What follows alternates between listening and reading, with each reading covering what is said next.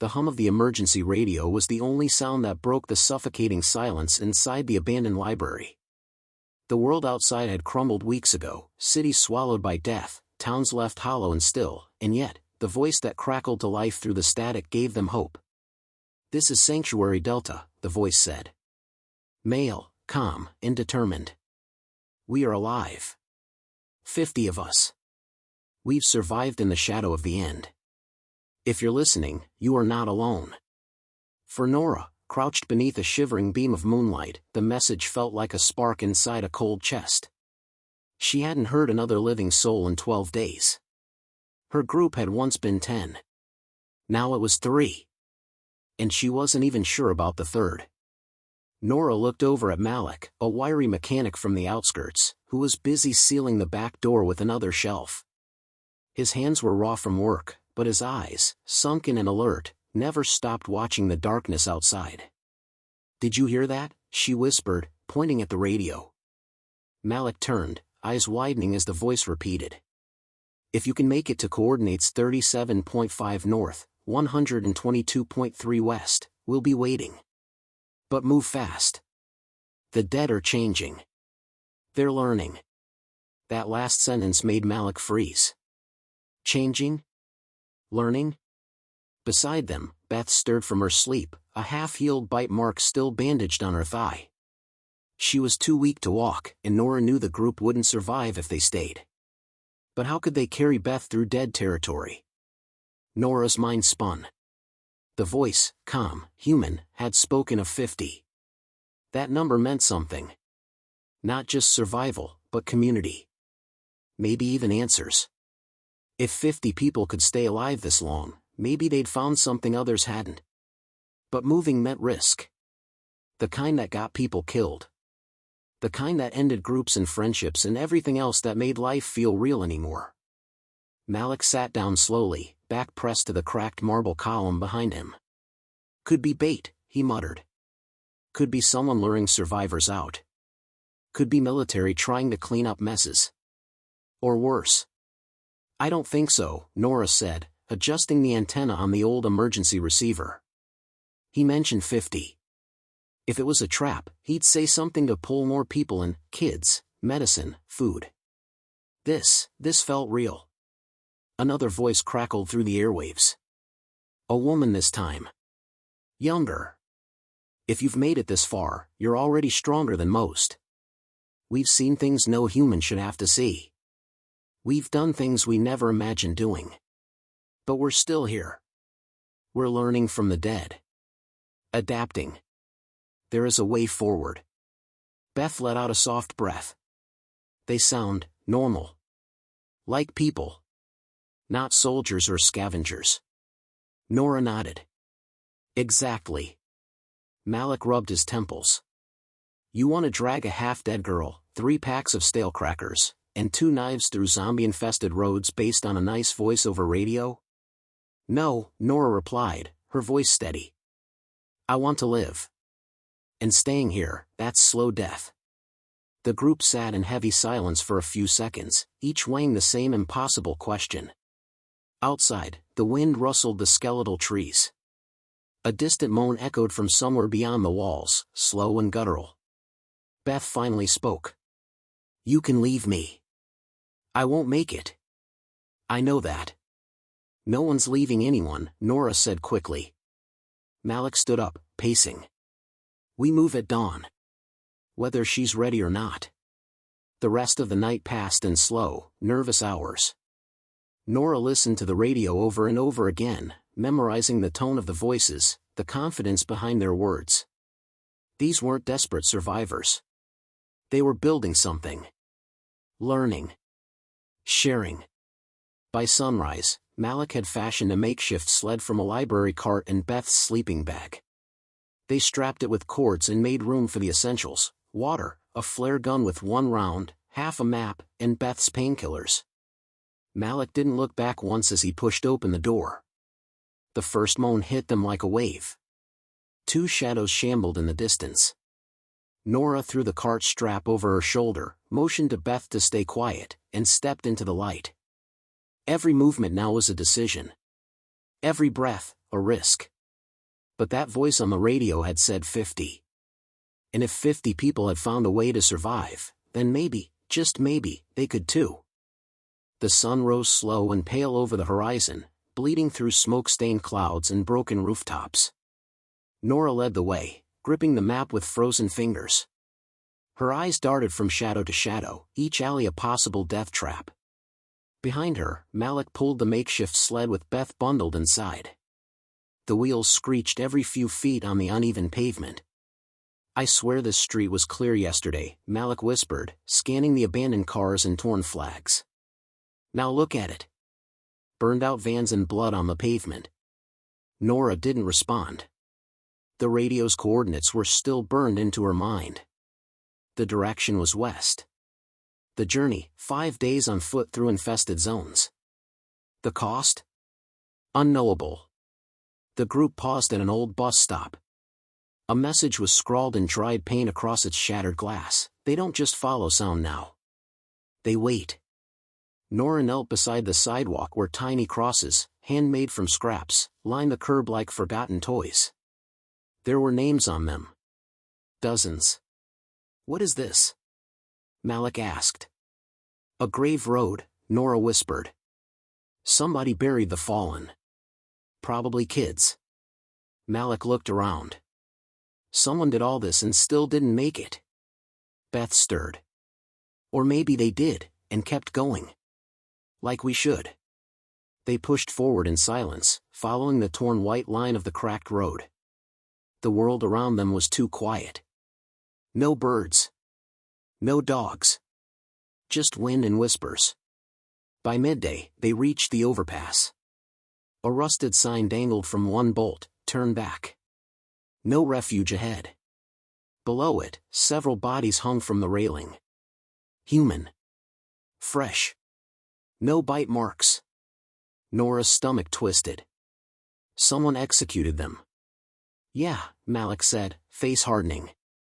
"Not zombies. Survivors." Beth coughed. "You think it's the same ones from the radio?" "No," Nora said quickly. "They sounded human. These weren't." They didn't stop to investigate. Curiosity was dangerous now. They passed beneath the corpses, flinching at the creak of rope and the drip of old blood. By the time the sun dipped below the rooftops, they found shelter in a crumbling pharmacy. The air inside was sour and stale, but the walls were solid, and the dead hadn't broken through yet. Malik stacked shelves in front of the doors, while Nora searched the back room for supplies. "Beth's fever's getting worse," Malik said, dropping a cracked thermometer beside the pack. Nora didn't answer. She was staring at a wall plastered with old Polaroids. Families. Smiling children. A birthday party frozen in time. Someone had written in red ink below each one: "Gone. Gone. Gone. Turned. Gone." She tore herself away, clutching a bottle of antibiotics like a lifeline. They lit no fire. They made no sound. Just whispered stories as the night deepened, and the moans outside grew louder. Malik leaned against the counter, polishing a dented wrench. "I used to fix cars. Ran a shop. Thought the world couldn't live without wheels. Then the dead showed up and made roads useless." Nora sat beside Beth, wrapping her in a second blanket. "I taught second grade. Taught kids to write their names. Last name I taught was a boy named Tommy. He died the same day my school burned." Silence stretched long between them. Beth finally spoke, her voice barely a rasp. "I worked in a call center. I hated every second of it. But now, I'd give anything to hear someone complain about their cell bill." They laughed, quiet, sad laughter, but it felt real. Human. Suddenly, the radio crackled. "This is Sanctuary Delta," the same male voice said. "We are now 50 strong. We've lost none in 20 days. We're learning. We have barriers. Fire traps. Behavioral patterns tracked. We are watching how they move. The dead can be understood." The message repeated again. Then again. They're not just surviving, Nora said, eyes wide. They're studying the zombies. Learning from them. Malik shook his head. That's crazy. You don't study a monster. You kill it. No, Nora replied. You understand it so you can beat it. That's what they're doing. Beth coughed violently, then forced a smile. If they're still 50 after all this, maybe they've figured something out. The next morning, they resumed their march. That day, they encountered signs. Literal ones. Hand-painted arrows on fences. Pieces of metal etched with messages like safe path, noise avoidance zone, and don't run. Stay low. Stay still. It's them, Nora said. They're leaving trails. Helping others. But the help wasn't fast enough. That afternoon, they spotted a figure dragging itself across the road. Not a zombie. A woman, alive, bleeding from the waist, one leg missing. She looked up at them, eyes glassy. Malik raised his weapon. Nora grabbed his arm. Wait. The woman coughed blood. Don't go west, past the refinery, they wait there. They wait like they know. She didn't finish her sentence. Nora closed her eyes. We have to go around. Malik glanced west. That'll add 2 days. Then we'll take 2 days. As they walked away from the dying woman, Beth whispered, what if she's right? What if the dead really are learning? No one had an answer. They reached the refinery 2 nights later, moving only under the cloak of darkness. By now, Beth's fever was down slightly, thanks to the antibiotics and cold compresses. But her eyes had taken on a distant look, like she was watching something none of them could see. The refinery loomed in the distance like the rusted skeleton of a fallen god. Tall stacks reached into the gray sky, and bent fences lined its perimeter. Long burned fires had blackened most of the structures, but the bones of it still stood. They camped just beyond the outer wall, hidden in a trench choked with weeds and old tires. Nora took the first watch, crouched low with a cracked pair of binoculars. Through the lenses, she spotted something that made her skin crawl. Movement. Not fast. Not like runners. These were slow, careful. Too careful. Zombies, maybe 6 or 7, were positioned at various choke points near the refinery gates. But they weren't milling like usual. They were waiting. Still as statues. Each one staring toward the main road, heads tilted slightly like listening dogs. When Malik returned from collecting water, Nora whispered, they're guarding it. He frowned. That's not possible. Look. He peered through the binoculars, then drew back sharply. They're not moving. Why aren't they moving? I think they're waiting for something. Or someone. Beth coughed weakly from behind them. She was right, the woman we found. They're learning. Malik sat back, silent. The rules of the world were shifting again. Just when they thought they understood the dead adapted. We don't go through the refinery, Nora said. It'll take too long to go around again. I don't care, she said firmly. That place is a trap. But fate didn't care what they wanted. The next morning, as they prepared to circle wide around the refinery, a sound split the air, a flare. Bright red. Firing from inside the refinery. Another survivor. Nora's breath caught in her throat. That's a distress signal. Malik's eyes narrowed. Could be bait. Or someone like us. Trapped. Beth tried to sit up. If it were you, you'd want someone to come. Nora hesitated, then nodded. I'm going in. Malik cursed. Then I'm going with you. They left Beth hidden beneath the overgrowth, a flare gun in her hand.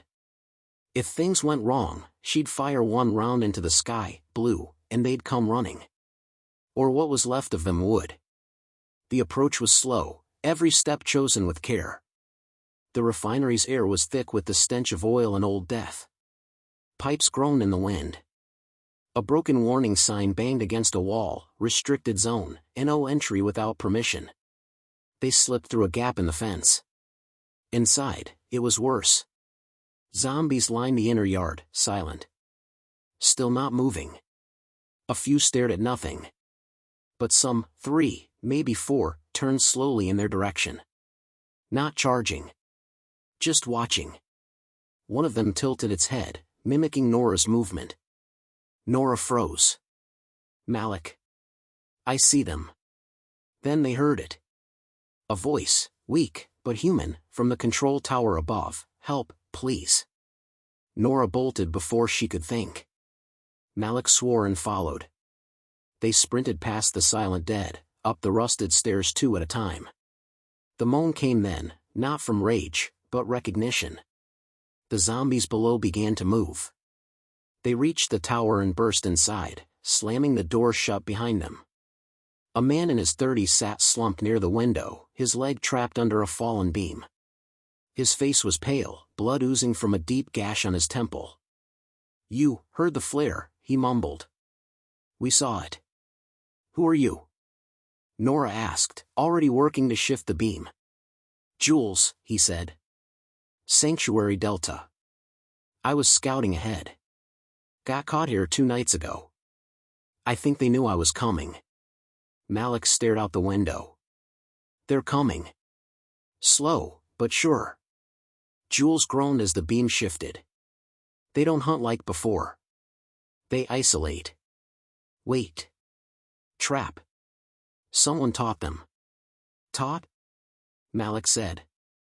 Zombies can't learn. I'm telling you what I've seen, Jules said, coughing. We've been tracking them.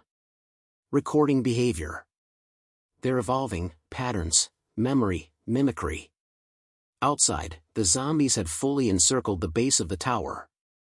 Nora glanced at the stairs. No way out. Not unless we make one. Malik lifted his backpack, pulled out the emergency flare Beth had saved. We light this, draw them back to the field. If Beth sees it, she'll send Blue. She'll know we need help. Jules looked at them both. If you get me back, I'll take you to Delta. They lit the flare and hurled it from the window. Fire bloomed in the courtyard, and for a moment, the zombies turned toward it like moths to flame. Nora threw her shoulder under Jules' arm. Malik led the way. They ran. Down the stairs. Through fire. Past grasping hands. No time for screams. Behind them, one zombie stopped, just one, and turned its head slowly back toward where they had been. Watching. Remembering. The forest swallowed them whole. Nora, Malik, and Jules moved through the dense underbrush in complete silence. Every twig snap felt like a gunshot. Every birdless branch seemed to watch them. Somewhere behind, the refinery smoldered. They hadn't outrun the dead completely, they could still hear the occasional rustle in the trees behind them. But the worst was behind them. For now. Beth was where they left her, crouched in the brambles, flare gun at the ready. When she saw Jules, she blinked in disbelief. You found someone? Malik nodded. He's with the voices. Jules gave a weak smile. Sanctuary Delta. Well, half of me still is. They patched him up as best they could. Nora gave him water while Beth handed over the remaining antibiotics. They had only a few days' supply left, and Beth didn't hesitate for a second. Jules needed strength to lead them. She could wait. They followed Jules west, away from the known roads, across dry creek beds and through forgotten train tunnels. His knowledge of the area was staggering, he knew which routes the dead avoided and which ruins had become nests. He moved slow, limping, but with purpose. It wasn't long before they came across the first marker, an old highway sign painted over in red. A crude triangle symbol covered the original lettering, pointing toward a narrow hiking trail that wound deep into a broken canyon. That's the first door to Delta, Jules said, leaning on a branch. We put these markers up to test awareness. The undead don't register signs the way we do. They pass right by them. Malik squinted at the symbol. You sure they haven't caught on? Jules hesitated. Not yet. But they're getting close. Sometimes, they'll stop and just stare. We think they're starting to associate color with meaning. Red makes them linger longer than blue. That's not learning, Malik muttered. That's instinct. No, Jules replied softly. It's memory. The difference is terrifying. They pressed on. The trail curved sharply along a cliff edge, where a long-forgotten rail line hugged the rock face. Half of it had collapsed. Steel beams jutted out like metal ribs into the open air. They had to cross one at a time, 10 meters of rusted death suspended over a 100-foot drop. Beth, still weak, went first with Nora's help. Malik followed with Jules on his back. On the other side, they paused to catch their breath. Jules pointed toward a shattered church steeple just visible above the trees. That's the halfway mark. But when they reached the church, something was wrong. The door was open. Blood stained the threshold. Inside, it smelled like death and dust. The pews were overturned. The altar had been scorched. And carved into the stone behind the pulpit were 3 chilling words. We learned too. Malik backed out immediately. No. We're not staying here. Nora examined the carvings. Could survivors have written it? Not like that, Jules said. Look how deep the marks are. It's not human. Not anymore. Beth stood silent, clutching the flare gun like it was her heart. It's a message. Jules turned to her, confused. She continued, they're not just watching. They want us to know they're watching. That's new. They left the church without a word. From then on, the tension never broke. Even the birds that once chirped near the edges of the forest were gone. As night fell, they made camp beneath a collapsed overpass, the only safe place with 1 open side and 3 backed by concrete. Over a whisper fire of dried twigs, Jules finally opened up. We weren't always 50. We started with over 300. Scientists, medics, scavengers. We set up in a hydro dam north of the bay. Good water. Strong walls. We thought we were safe. What happened?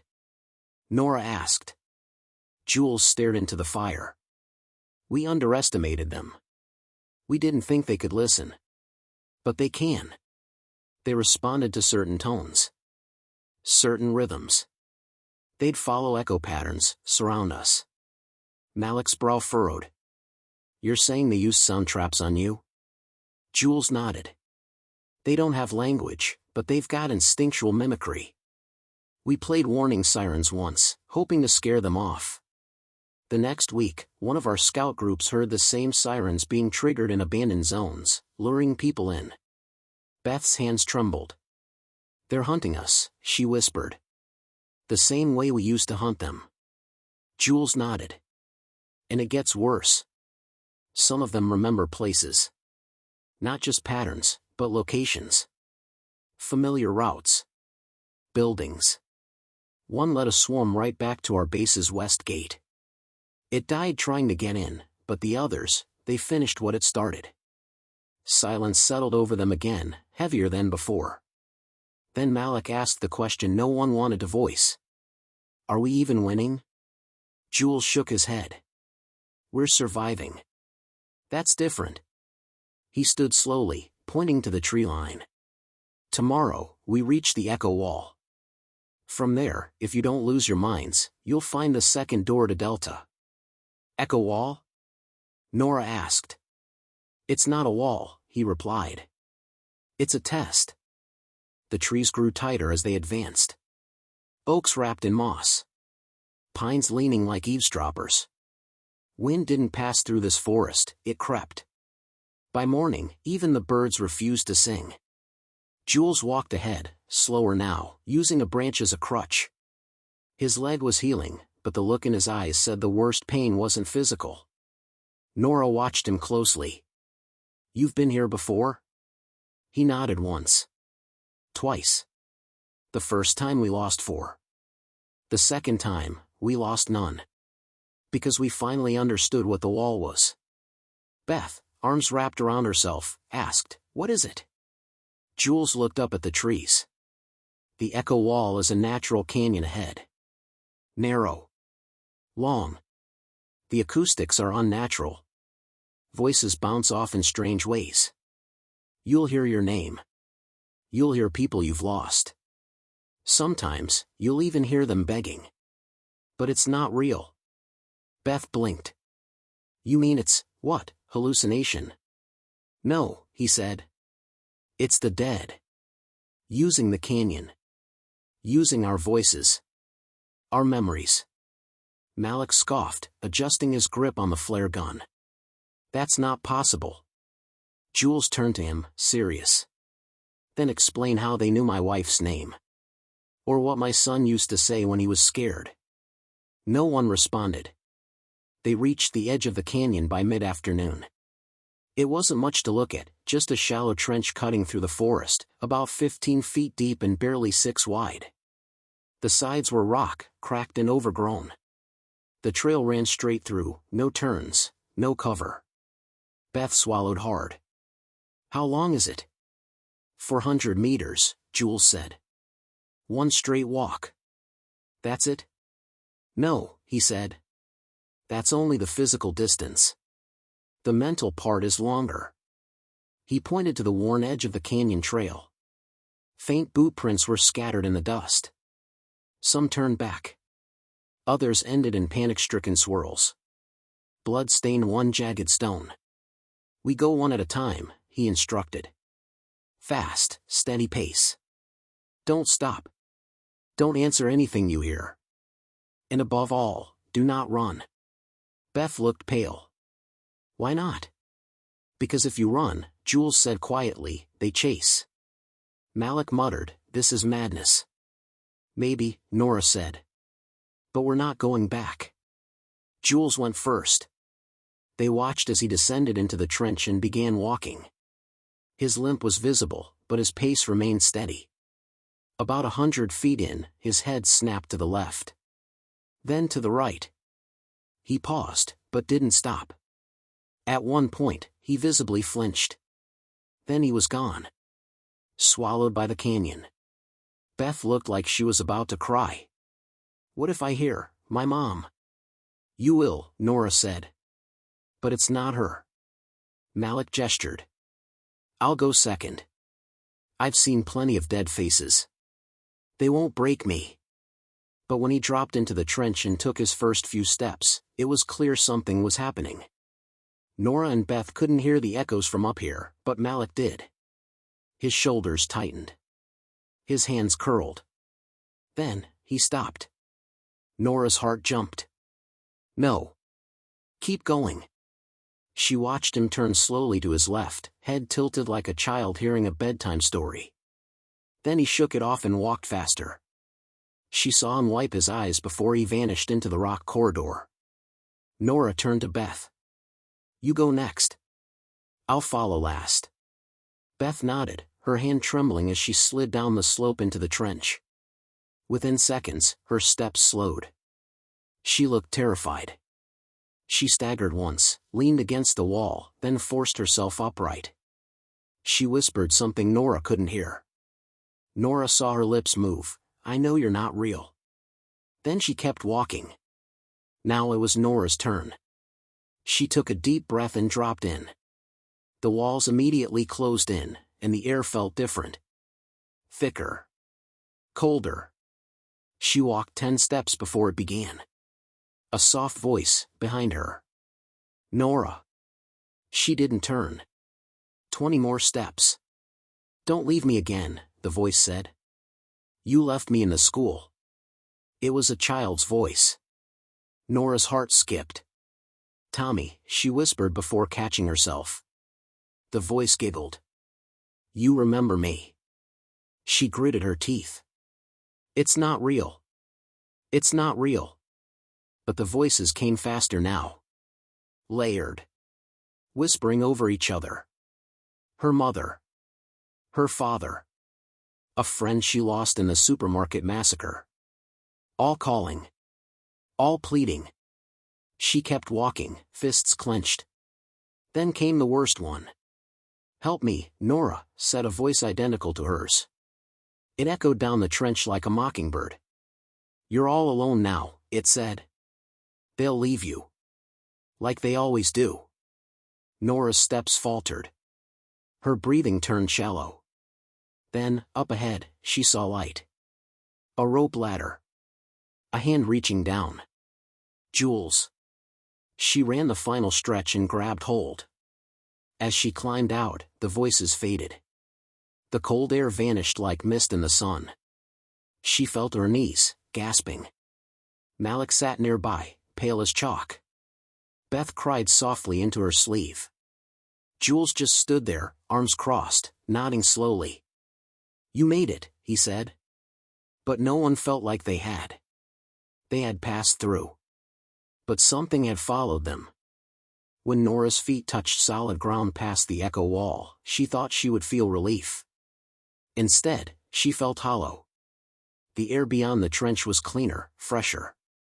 Trees stood straighter. The sky, though still heavy with ash, seemed to open wider.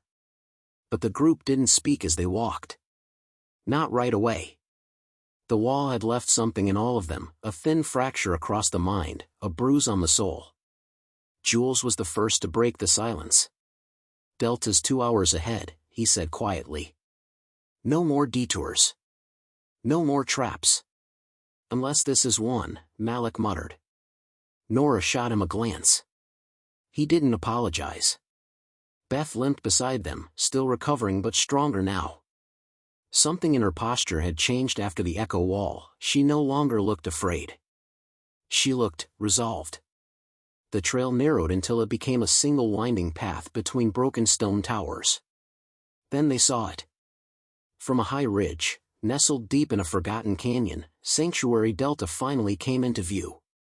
It didn't look like much, at first. Just a cluster of structures built into a hydroelectric dam, reinforced with salvaged steel, sandbags, and solar panels. But it was the people that struck them. Movement on the walls. Torches. Watchtowers. Someone signaled from a rooftop using an old mirror. Nora's breath caught in her throat. "They're real," Beth whispered. "They're really here." Jules raised a hand and whistled once, sharp and short. A flare shot into the sky. Red. Within minutes, a patrol met them near the canyon edge. 5 figures in patchwork armor, masks over their faces, rifles drawn. They didn't speak. They just scanned the group, nodded once to Jules, and motioned for them to follow. Inside the outer gates, it was a different world.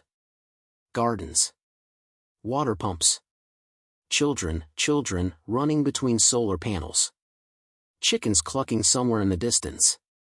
The scent of baking bread drifted from a kitchen built out of a salvaged diner. Beth's knees buckled. Malik caught her. "They have food," she said, stunned. "They have kids." The leader of the patrol removed his mask. He was older than Nora expected, mid-50s, with deep lines and tired eyes. "Welcome to Delta," he said. "You'll want to speak to Commander Rios."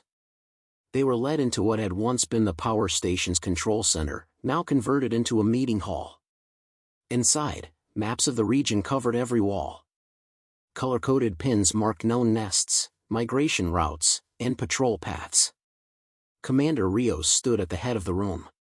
She was tall, lean, and carried herself with quiet authority. Her hair was gray at the temples, and her eyes were sharp enough to silence a room. She studied the new arrivals. "You survived the refinery," she said. "The echo wall too." Nora nodded. "Barely." "You brought Jules back." Beth added softly, "He saved us more than once." Rios walked slowly toward them. "We're not just hiding here. We're learning. Cataloging. Observing. The zombies, their evolution, it's not random. It's guided." Malik crossed his arms. "You mean someone's controlling them?" Rios didn't blink. "No. But something about the virus, or the condition, enhances certain neural pathways. Some of the infected develop behavioral patterns that mimic leadership. We've seen it. Leaders, Nora said. Among the dead? Yes, Rios replied. We call them echoes. They don't speak, but they draw others. They don't walk toward noise, they test it. And more terrifying, they return to places they remember. Jules stepped forward. They followed me to the refinery. One of them set a trap. Rios nodded. And now you've brought them here. A heavy silence fell over the room. Beth stood, defiant. We didn't bring anything. We survived. You survived, yes, Rios said. But that's not always a victory. We have families here. Children. We've kept this place hidden for over a year. Your arrival changes that. Nora stepped forward. Then teach us. Help us understand what we're facing. That's why we came. Not just to be safe, but to fight smarter. Rios studied her for a long moment. Then finally, she said, You'll be tested. All of you. We don't take passengers. If you stay, you contribute. If you stay, you learn what the echoes are. Malik raised an eyebrow. And if we fail? Then we send you away, she said simply. No weapons. No food. You leave with only your memory of this place. Later that night, they were given beds. Warm food. Clean water. For the first time in weeks, Nora felt her body relax. But sleep didn't come easy. And outside the walls, in the woods beyond the canyon, something stood very still under the moonlight. Watching. Waiting. Remembering. They called it the pit. A former water reservoir beneath the dam, it had been reinforced into a training ground and testing chamber. Metal walkways crisscrossed over it. Surveillance cameras tracked every movement. Speakers echoed strange sounds into the dark, and lights flickered without rhythm. Commander Rios stood on the platform above, arms folded. Everyone who lives in Delta goes through the pit, she said. We don't just fight the dead. We study how they think. What triggers them? What breaks them? And what doesn't? Malik stared down into the concrete basin below. So what's the test? Rios pointed toward the far corner of the pit, where a heavy gate stood closed. An echo was captured 2 nights ago. Not just any infected. One we've seen mimic human behavior. Beth's voice trembled. You brought one here? Jules, beside her, shook his head. This is how we learn. It's dangerous, yes, but we've survived this long because of what these tests have taught us. Nora watched from the shadows. Every instinct in her screamed this was wrong. Containment failed eventually. It always failed. Still, she followed the others down the stairs into the viewing level. Delta scientists, maybe 4 or 5 people in tattered lab coats, stood behind thick glass walls, scribbling on clipboards and adjusting old monitors. They were shown a recording from 2 nights earlier. On the grainy footage, the echo walked differently. Less shuffle, more caution. It approached a wall, reached out, and tapped the surface in a rhythmic pattern, 3 slow knocks. Then it backed away and waited. Moments later, another infected appeared. It mimicked the exact same pattern. 3 slow knocks. And then both stood still, side by side. Communication, Rios said flatly. Not language, but behaviorally reinforced response. Beth's eyes widened. They're talking. In a way, Jules said. They're learning patterns. Testing stimuli. Like animals taught to press levers. The room fell silent. Malik asked, What do you want from us? Rios pointed toward the chamber entrance. Go inside. Observe it. Record how it reacts. One at a time. No way, Malik said instantly. Beth didn't speak. But she looked ready. Nora stepped forward. I'll go. She suited up, nothing fancy. Just a reinforced jacket, gloves, boots, and a small headset. The chamber door hissed as it opened. Cold, recycled air rushed out like breath from a tomb. Inside, it was quiet. Too quiet. She stepped forward, her footsteps echoing. The echo stood at the far end, chained at the ankles, but not restrained at the arms. It looked wrong. Like a corpse halfway through remembering it used to be alive. Its head tilted slightly as she approached. One eye was clouded, the other strangely alert. Nora froze. Her pulse roared in her ears. The echo lifted one hand. Then tapped its fingers on the wall. 1, 2, 3. She didn't move. It repeated the taps, slower this time. 1, 2, 3. She turned toward the glass and whispered into her mic, "It's trying to interact." Rios's voice came through. "Remain calm. Respond how you wish, but do not approach within 5 feet. Nora hesitated, then tapped the metal floor with her boot. Once. Twice. 3 times. The echo twitched. Then it did something that stopped Nora's heart. It spoke. A whisper. Ragged. Barely human. But unmistakable. "Nora." She took a step back. "What?" "Nora," it said again, voice like torn paper. She looked toward the glass. "Is this a trick? Are you feeding it words?" "No," Rios replied. "We're not broadcasting anything." The echo leaned forward. "Left him, school." Nora's breath caught. Those were the words she'd heard in the echo wall. From the voice pretending to be Tommy. Her student. "Nora, get out of there," Beth's voice crackled through the headset. The echo lurched suddenly, pulling at its chains, snarling now. The human mask was cracking, replaced by something primal, violent. She turned and ran. The door sealed behind her with a hydraulic hiss. Alarms sounded. Gas filled the chamber. The echo dropped, unconscious again. Nora collapsed against the wall, shaking. Malik helped her up. "You okay?" She nodded, but she wasn't. That thing had known her name. Knew her memories. That wasn't just mimicry. That was recognition. Back in the command room, Rios reviewed the audio. "No one has ever provoked a verbal response before," she said. Jules crossed his arms. "It knew her." Beth stared at Nora. "How could it know your past?" Nora didn't answer. Later that night, as the others slept, she sat alone in one of Delta's old storage rooms, the memory looping in her head. Left him, school. It had been real. A real memory. The day she lost Tommy. She never told anyone those exact words. So how did the echo know? And worse, how many others might know the same? The next morning, the camp stirred before sunrise. Nora hadn't slept.